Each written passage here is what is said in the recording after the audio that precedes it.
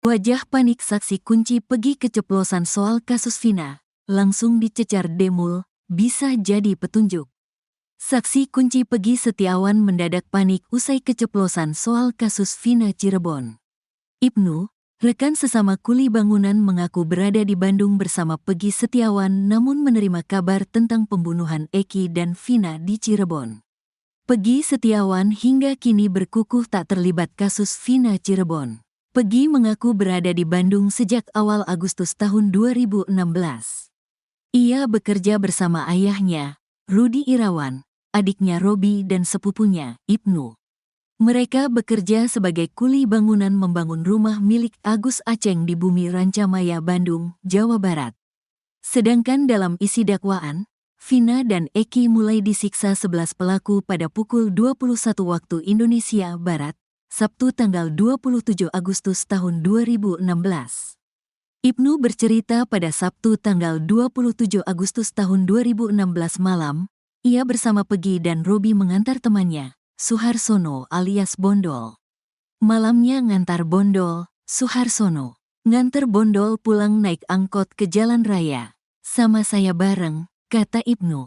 Setelah mengantar Bondol, kata Ibnu, ia bersama Pegi dan Robi membeli makan untuk disantap di bedeng. Pulang ke bedeng, malahnya Pegi makan sate dibawa pulang. Saya makan warteg dibawa pulang juga abis itu tidur, katanya. Bareng di bedeng, sahut Robi adik Pegi Setiawan. Ibnu berkuku ingat kegiatan pada tanggal 27 Agustus tahun 2016. Ia mengatakan mengingat kegiatan tersebut karena bertepatan dengan Bondol yang bercerita soal kasus Vina di Cirebon. Saya tuh inget Bondol pulang tanggal 27. Pas Bondol pulang ada pembunuhan, nah tahu di jalan tol, pas Bondol pulang. Bondol cerita, kata Ibnu. Ibnu mendadak panik dan gelagapan usai menyatakan hal tersebut. Lupa saya, ceritanya kapan, kata Ibnu. Beda dengan awalnya, Ibnu justru mengatakan bahwa ia mengetahui pembunuhan Vina karena Bondol menelepon Rudi Irawan. Ia telepon kayaknya ke Rudi, ada pembunuhan, kata Ibnu. Mulai dari situlah Dedi Mulyadi yang mewawancara lantas menanyakan nomor telepon Bondol dan Rudi. Demul menyatakan untuk mengambil data percakapan dari nomor tersebut. Bisa jadi petunjuk, kata Dedi Mulyadi. Kebohongan Aep atas kasus Vina Cirebon mulai terbongkar. Aep mengaku melihat saat para pelaku melempari batu dan mengejar Eki dan Vina. Namun ada kejanggalan dalam kesaksian Aep. Ia bercerita malam pukul 21.30 WIB, ia keluar untuk membeli rokok di samping SMP 11 Cirebon.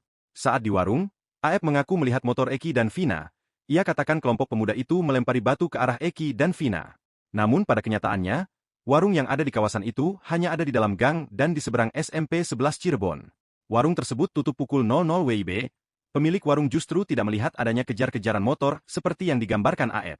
Seorang warga, Ferry bahkan sangat meragukan kesaksian Aep, pasalnya jarak pandang dari warung ke lokasi nongkrong sangatlah jauh. Atas laporan itu, Rudiana bersama 4 anggota Sat Narkoba menangkap 8 pelaku, akibatnya Aep sampai diincar oleh salah satu pelaku, Rivaldi alias Ucil.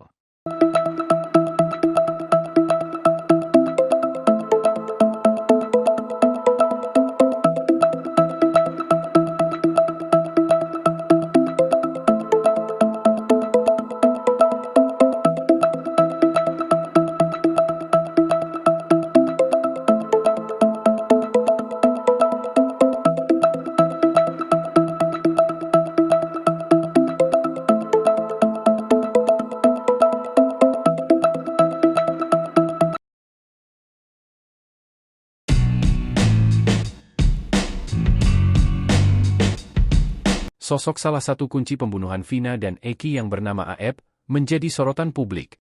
Kemunculan Aep sempat mencuri simpatik publik karena dianggap bakal membuat kasus Vina Cirebon terang benderang. Namun, kesaksian Aep yang mengaku melihat secara jelas detik-detik Vina dan Eki dibunuh geng motor diragukan publik. Justru kini Aep menjadi salah satu orang yang ucapannya diragukan. Publik memperhatikan penampilan Aep ketika memberi kesaksian. Aep tampak selalu menggunakan masker saat memberi kesaksian terkait kasus pembunuhan Vina Cirebon. Seringnya Aep tampil di layar kaca memberi keterangan terkait kasus Vina Cirebon tanpa masker yang dilepas membuat banyak orang bertanya-tanya. Sebelumnya, Aep membenarkan Peggy Setiawan itu sosok pelaku yang dilihatnya ada di lokasi saat peristiwa Vina dan Eki di Cirebon. Waktu penangkapan itu saudara Peggy yang ditangkap itu tidak ada.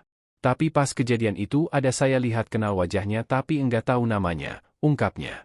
Aep juga mengaku sering melihat sosok Peggy Setiawan berkumpul bersama-sama dengan para terpidana kasus pembunuhan Vina dan Eki.